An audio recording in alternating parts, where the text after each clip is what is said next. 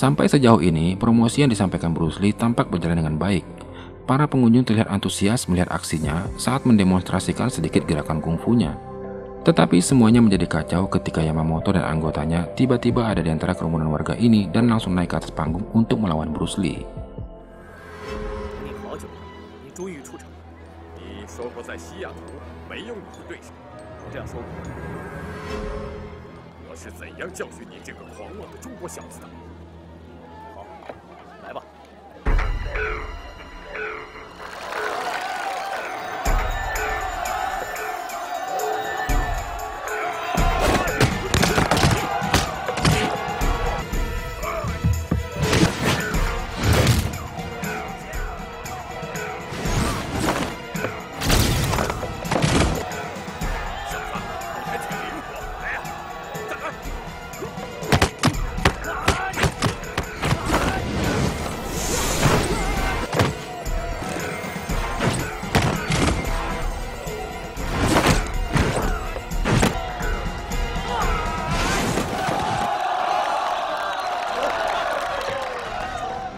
Bruce tampak emosi bercampur tidak percaya melihat dirinya yang tidak berdaya sama sekali menghadapi Yamamoto. Yamamoto terlalu kuat baginya.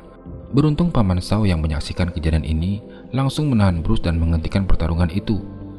Paman Shao tahu hal ini tidak baik bagi Bruce Lee yang pastinya ingin tampil baik di saat promosinya ini. Ia mengingatkan Yamamoto untuk mempertimbangkan agar sebaiknya melayangkan surat tantangan resmi jika ingin uji kemampuan, bukannya bertarung di acara promosi seperti ini tanpa memperdulikan gengsinya yang adalah seorang master karate berkelas di masa itu. Lagi pula acara ini hanyalah promosi, bukanlah kompetisi. Tetapi karena sudah terlanjur emosi, Yamamoto dan Amada lantas menghancurkan beberapa ornamen panggung promosi itu dan lalu pergi meninggalkan Bruce Lee yang tampak sangat malu di hadapan semua orang. Terlihat Bruce langsung marah kepada Paman Shao karena sudah menahannya. Namun Paman Shao tampak tidak ingin berdebat di hadapan orang banyak sehingga ia tidak menanggapi Bruce siang itu. Malam harinya di restoran milik Ruby, lagi-lagi Bruce mengungkit kejadian siang tadi. Ia menyalahkan Paman Shao sebagai penyebab kekalahannya karena sudah menahannya. Dari sini Paman Shao menegurnya untuk tidak bersifat kekanak-kanakan dan bisa menyadari bahwa kemampuannya memanglah belum sepadan dengan Yamamoto. Bruce sebaiknya jangan terlena dan bangga tentang pemberitaan media di luar sana yang terlalu meninggikan dirinya sehingga disebut tanpa tanding hanya karena sudah pernah mengalahkan Kimura. Ia menyarankan agar Bruce mengevaluasi diri dan bisa sedikit mengubah cara hidupnya yang selama ini dikenal arogan itu untuk bersikap lebih dewasa. Dan ia berharap Bruce sebaiknya bijak dalam memikirkan tentang strategi hidupnya di Amerika, tidak terganggu dengan kekalahan ini melainkan terus fokus memperbaiki kesalahannya, tidak terburu-buru berhasrat ingin mengalahkan Yamamoto. Ia percaya suatu saat nanti Bruce pasti bisa mengalahkan Yamamoto. Sementara itu di tempat lain, Yamamoto mengingatkan anggotanya untuk berkaca dari kejadian ini agar bisa berlatih lebih giat lagi. Walaupun ia menang, ia tidak mau menganggap remeh Bruce Lee karena ia menyadari serangan Bruce Lee terasa berbeda dari serangan-serangan penggiat bela diri lainnya yang pernah ia hadapi. Ia merasa Bruce pasti tidak akan terima begitu saja akan kekalahan tersebut. Kelas kungfu yang telah dibuka Bruce dan kawan-kawan ini mulai didatangi oleh orang-orang untuk mendaftar. Aroyo juga sempat datang ke sana untuk melihat-lihat dan begitu juga dengan Paman Shao. Paman Shao merasa bangga dengan pencapaian Bruce Lee sejauh ini. Ia tidak menduga sama sekali Bruce bisa berkembang secepat itu sejak kedatangannya di Amerika. Bruce mengajak Paman Shao untuk bergabung bersamanya. Namun karena Paman Shao harus segera kembali ke San Francisco, saat itu ia belum bisa tinggal. Tetapi ia berjanji akan sering-sering datang menjenguk Bruce Lee. Dan beberapa hari setelah itu, kelas kungfu ini pun sudah mulai aktivitasnya. Bermacam warga dari berbagai ras dan golongan tampak ikut ambil bagian, bahkan dari pihak kepolisian juga tidak mau ketinggalan. Di sisi lain kehidupan asmara antara Bruce dan Linda, sejauh ini Linda sudah menampakkan dirinya yang benar-benar sepemahaman dengan Bruce. Ia bahkan tidak peduli saat ibunya melarangnya untuk berteman dengan Bruce karena dianggap tidak memiliki masa depan yang jelas. Ia juga tampak tidak terlalu khawatir melihat Aroyo yang pada akhirnya ikut bergabung di kelas kungfu itu lantaran bukan karena suka pada kungfunya, melainkan agar bisa sekedar menarik perhatian Bruce Lee lagi. Suatu malamnya, Bruce yang rupanya masih saja memikirkan tentang Yamamoto menceritakan rasa penasarannya ini kepada Kimura. Ia heran melihat Yamamoto yang begitu kuat dan bahkan tidak goyah sama sekali saat ia menyerangnya. Dari sini Kimura menceritakan tentang rumor yang sering ia dengar selama ini tentang metode latihan Yamamoto yang sangat tidak biasa dan memiliki patung besi berat yang hampir setiap hari ia jadikan bantalan tinju. Mendengar cerita itu, Bruce sejenak heran kalau rupanya ada orang yang latihan dengan cara seperti itu. Di sini lalu Bruce Lee seperti lupa akan saran dan nasihat Paman Shao padanya. Ia langsung berpikir untuk menantang Yamamoto. Kimura mengingatkannya untuk tidak terburu-buru. Kimura yakin Yamamoto pasti tidak akan mendatangi mereka lagi karena akan sibuk mengurusi perguruan karatenya yang terlanjur rusak di Seattle itu. Tetapi memang Bruce Lee ini yang punya watak keras kepala, semakin ia dilarang, ia malah semakin menjadi-jadi.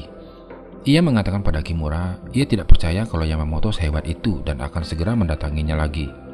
Dan benar saja, keesokan harinya, Bruce pergi ke dojo karate itu dan memaksa untuk masuk.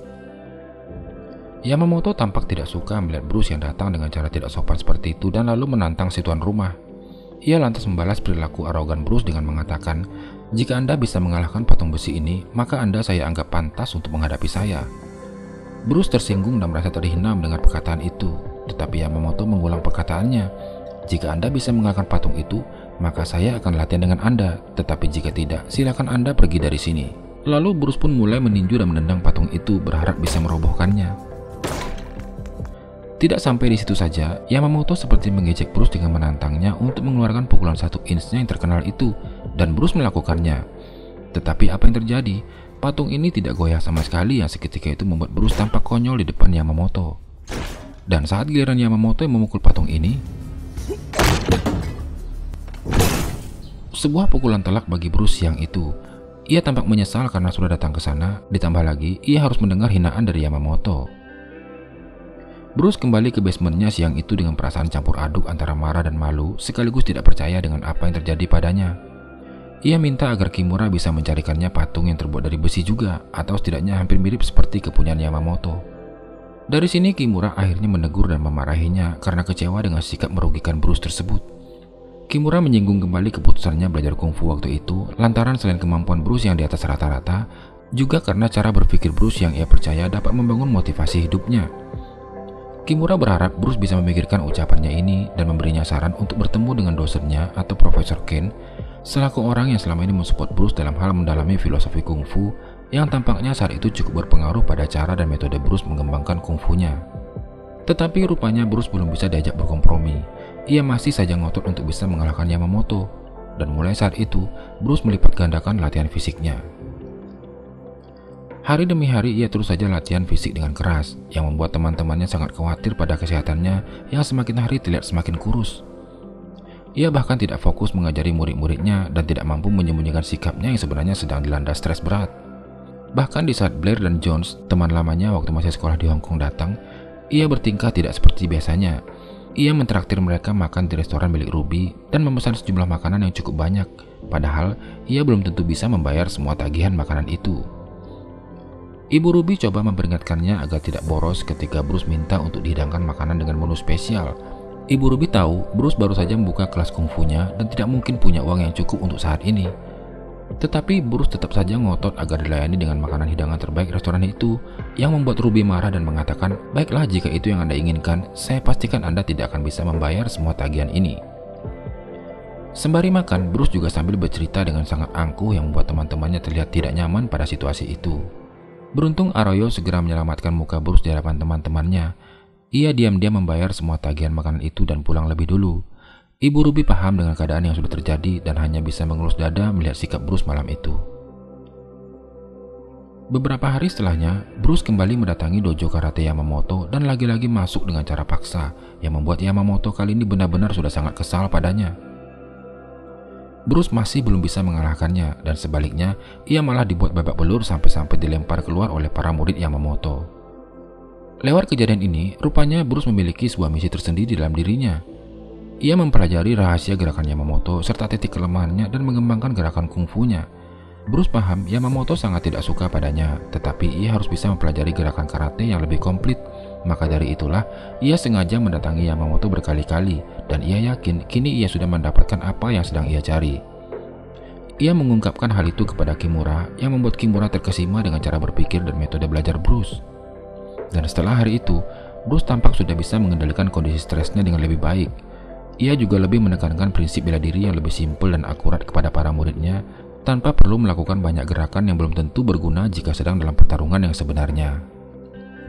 Tim kerja Bruce kini sudah semakin baik. Selain Kimura dan Jesse, kehadiran Blair semakin mempermantap pondasi perkembangan Bruce.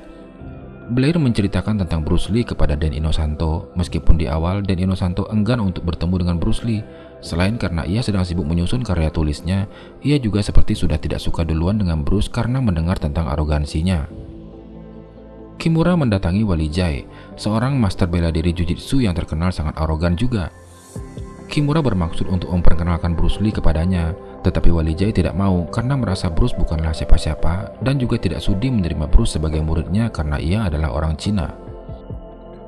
Melihat usaha mereka yang menemui jalan buntu, Blair berinisiatif untuk masuk dalam lingkaran perguruan Wali Jai. Ia berniat mendaftar sebagai murid Wali Jai dan kemudian akan mengajari Bruce teknik-teknik Jujitsu yang sudah ia pelajari. Awalnya Bruce kurang bisa terima dengan rencana ini yang dianggap seperti mencuri. Tetapi Kimura bisa meyakinkannya dan memang sepatutnya seorang seniman bela diri harus bisa melakukan upaya apapun untuk perkembangan dirinya. Sehingga dari sini, Bruce bisa menyetujui usul teman-temannya tersebut. Singkat cerita, Blair pun rutin masuk dan mempelajari ilmu jujitsunya. Begitu juga dengan Bruce. Blair secara rutin membagikan ilmu yang didapatkannya tersebut kepada Bruce Lee dan ia mempraktekannya, mempelajari dan mengembangkan gerakan yang dianggap sebagai kelemahan jujitsu itu sendiri. Namun hal yang tak terduga tiba-tiba menimpa Blair. Ia ketahuan telah mempelajari jujitsu tersebut karena sebuah misi untuk mendukung Bruce Lee. Wali Jai marah padanya dan lantas menghajar Blair dengan cukup parah yang mengakibatkan Blair harus dirawat di rumah sakit. Bruce sangat terpukul akan kejadian tersebut dan merasa bersalah serta berniat untuk membalas segala perlakuan Wali Jai kepada Blair. Tetapi Kimura segera meyakinkan Bruce bahwa hal itu tidak ada gunanya dan justru akan menghambat Bruce mencapai tujuannya. Tentunya ia tidak akan bisa membangun hubungan yang baik dengan Wali Jai jika Bruce datang ke sana atas dasar balas dendam. Bapak ini bernama James, seseorang yang mendalami teori seni bela diri dan sering terlibat sebagai event organizer pertandingan bela diri di Amerika kala itu. Ia terkejut setelah mendengar bahwa Bruce Lee melayangkan surat tantangan bertarung melawan Wali Jai. Nama Bruce Lee yang cukup terkenal dan pernah masuk dalam berita koran kala itu, rupanya bisa dibilang cukup membuat penasaran berbagai kalangan, terutama dunia seni bela diri, dan James adalah salah satunya. Berita surat tantangan Bruce Lee ini membuat mereka penasaran dan bertanya-tanya apa tujuannya. Ia bahkan membicarakan hal tersebut dengan Dan Inosanto. Akankah Bruce Lee ini memiliki niat yang buruk di balik semua ini? Tetapi Dan Inosanto mengatakan padanya, "Saya mengenal budaya Cina dengan cukup baik. Mereka sangat menjunjung tinggi harga dirinya terutama dalam hal seni bela diri. Jadi saya rasa tidak mungkin Bruce memiliki niat buruk dan berlaku curang melawan Wali Jai."